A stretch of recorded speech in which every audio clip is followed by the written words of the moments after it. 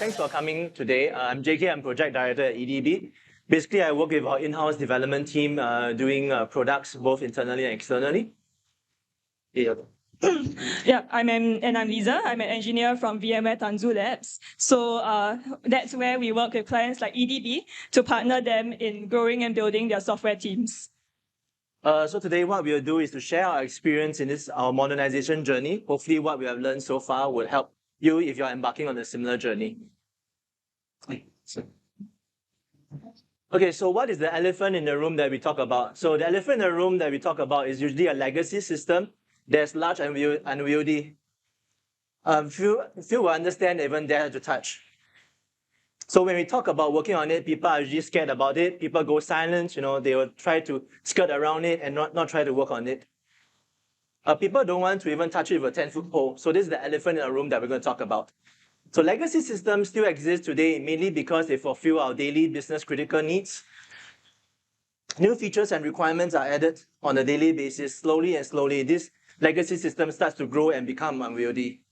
Some of these legacy systems some people will call it, they are out of touch. The technology is no longer suitable for the new requirement business needs.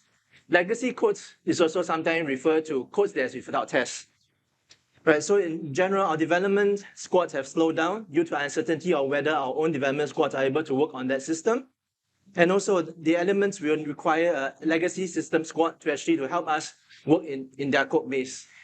So from a business and IT objective, we want to add new features quickly and easily.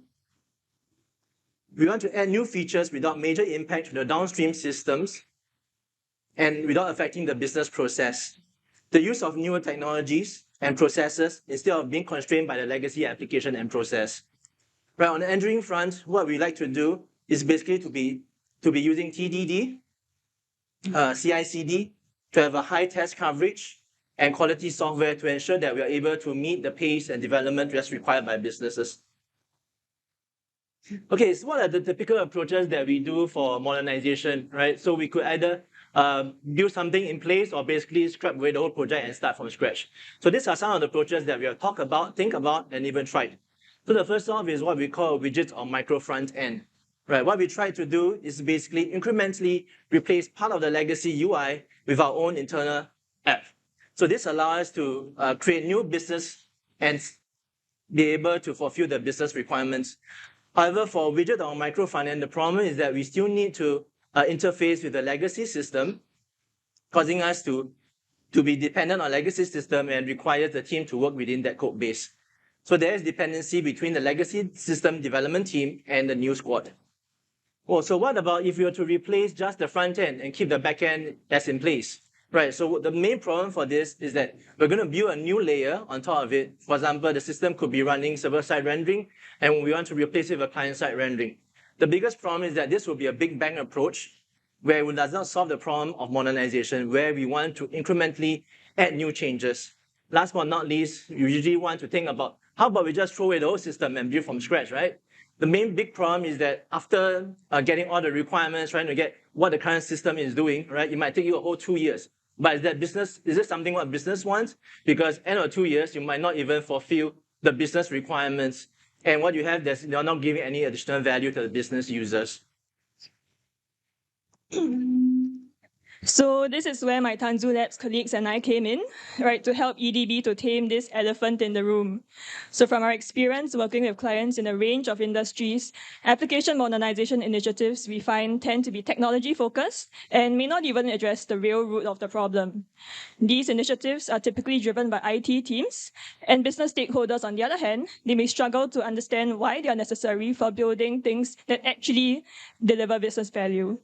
So we wanted to avoid this pitfall by partnering closely with representatives from the business to strike a balance between modernizing elements on one hand and delivering valuable functionality on the other. Furthermore, we also wanted to minimize the risk to EDB by adopting an incremental approach that gradually improved the system over time, rather than ambitiously and over-optimistically release all the changes and improvements at once. So this led us to adopt the SWIFT method for modernizing software systems. At a high level, the process that our team went through can be broken down into 4 main stages. So first, we wanted to build a shared understanding of the existing system and how it was supporting the existing business processes. So this was actually quite new to many of us, even those from EDB. So that's because many of us hadn't actually worked on the system ourselves before. Having mapped the functionality of elements, we then redesigned it to keep the various business concerns separate and decoupled from each other.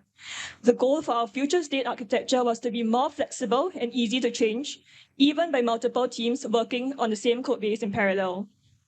Next, we identified and prioritized streams of work that our team could work on to incrementally move to the future state architecture.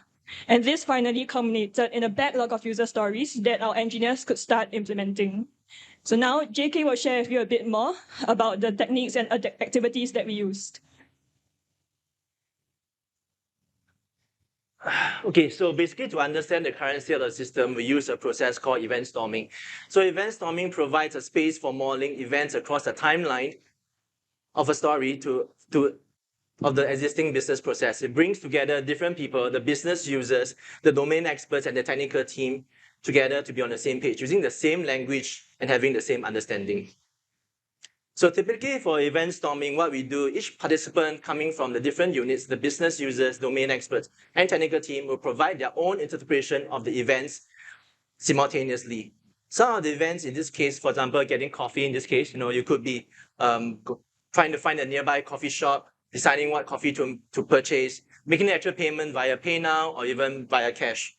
So these are different events. So different participants will have a different set of events, but they should kind of be similar. So once everyone has completed their own set of events, they will collaboratively work together to come up with a cohesive narrative on the timeline. As the session progresses, we will start to layer and layer more information on top of it, such as identifying the pain points, the questions, external systems, and potential enhancement to this timeline. So some of the pain points could be, for example, the lack of payment methods, the difficulty in introducing a new order menu. Some of the external systems could be your thermal printer, your payment services, and your suppliers. So in essence, event storming allows us to model a complex business process in a couple of hours. This allows the discovery of complex problems early, finding missing concepts and understand the business process of all the participants, bring people up to speed on the domain. The outcome of this shared understanding of the business domain model, process, and pain points, and the plan enhancement. Okay, next one, we want to design the future state. What do we actually do? So the main thing of re-architecting elements is basically to make it more flexible for better support for multiple teams working concurrently and parallel independently. We want the system to tell us how it behaves and how to model the system interaction, the different capabilities that's related to each other. We don't want to be restricted by the current implementation. So the intention of this process is to figure out what is the future state. We need a North Star direction to help us define that, figuring out the relationship between the domains. So basically, with the event storming done previously, the next step, what we do is called a service candidate identification. What we do is basically we identify a potential service candidate. Some of these service candidates, for example, for buying coffee, could be your order system, could be your menu system, payment, or kitchen services. These are usually clusters of business logic and functionalities that could be built and deployed independently. While identifying service candidates, we need to think about their business functions and their data ownership. Next, we come to something called Boris. Boris is something what you see right in the middle, basically a spider web of information. But in general, you can see the blue post-it tags are actually the service identified. And those lines coming out are the events that's coming out, communicating with the different services. Right, so basically, Boris helps you to get a system architecture that's choreographed rather than orchestrated, that's reactive to the changes that is based on the events. We can see that the blue lines representing coming into the events. The blue lines basically represents synchronous events, while the red lines can be represented with asynchronous events. Events that goes out from the side of the service candidates, while events going in will appear coming from the top and bottom. So it gives us a very clear language and concise information what we need. At a glance, we can see where the important places are and where the important queues are coming from. For example, application is at the heart of this Boris, where a lot of lines are going inside and lots of integration with the different service candidate. With this way, now we have defined a notional architecture that could better support our teams in working parallel independently. So I don't know about you when you're looking at the Boris diagram, but to me, it's definitely very complex, intimidating, right? So the question is, how do we get there? So one key concept that we used to help us was this thing called a thin slice. So what is a thin slice? So there are many ways that we could approach like implementing this future state architecture. For example, maybe you could just like implement service candidates one by one, and you would just have to like finish everything in order for the whole system to work together. But what we did instead was to identify functional end-to-end slices that would cut through the system. So for example, perhaps like if we take the ordering a coffee to be one example, perhaps like that would involve like one or two service candidates, and then like another thin slice such as like making the coffee that would involve like another set of service candidates, right? So doing it in this fashion would allow us to validate the architecture that we came up with and ensure that the work that we're doing ultimately delivers some form of value to the business. So we analyzed the thin slices that we identified to get a sense of how complex it would be to implement each one of them. So this could be based on factors like how many service candidates each thin slice touched on, and also maybe any external integrations with other systems that might be required. And then we prioritize the thin slices with input from the business. So in our case, we prioritize the slices that we thought would be relevant to a key initiative that we knew that the business really wanted to embark on. So our plan was to use that as a springboard to incrementally move to the new architecture rather than simply build or rebuild something completely new. And then after that, for our high priority thin slice, we started to break things down into an actionable backlog that our engineers could start working on. So one concept we used here was that of technical user stories. I think in general, like agile teams are pretty familiar with the concept of user stories, where you break down chunks of work to be meaningful to the user rather than like being more technically focused. So one difference that we employed here was, in some cases, we would have stories like that involved a human user. So for example, order the coffee, a user will walk up to the coffee stand and maybe order a coffee. But perhaps in terms of the back-end interactions happening in the big system, there might be like other events that are further from the user. And for those, we made use of technical user stories where the user was rather like a system, a service candidate, so-called maybe a machiner, right, that needed something to be done from maybe another service candidate in order for it to get its work done. Yeah. Okay, so now we move to one of the key design principle of pattern that we tried that will enable to allow us to incrementally develop the system. This is a strangler fig pattern. So what is strangler fig? Strangler fig is basically a parasite that grows on top of a tree, slowly, gradually encompassing a large tree, and eventually it will kill off that tree. So in practice, what we do is basically we create a facade that intercepts requests that's going back to the legacy system. The facade will route this request based on the requirements, whether is it the payment mode, for example, if you are going for pay now, or is it going through the Visa, for example. So they will redirect the traffic to the different implementation. So what this does is that it allows existing features to be migrated to the system gradually, and consumer can continue to use the same interface.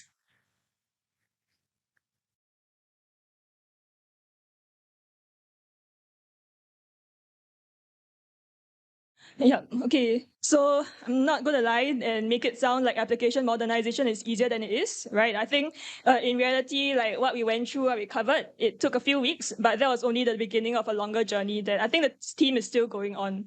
But hopefully some of the ideas we share, like that can be something like useful to take away and apply if your team is working on something similar.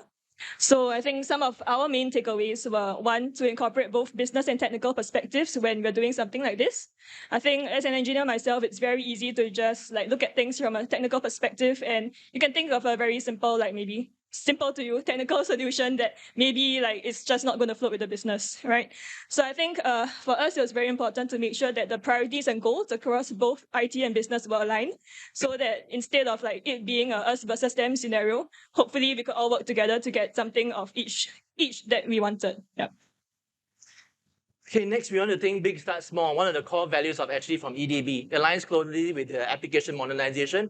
We want to implement a solution, the sound architecture, and slowly iterate and refine its design. Last but not least, as technical folks, we always have this concept of desire to be perfectionists, right? But I think we must realize that we can't always build the right things all the time. We need to come to a conclusion and to understand that good enough could be there.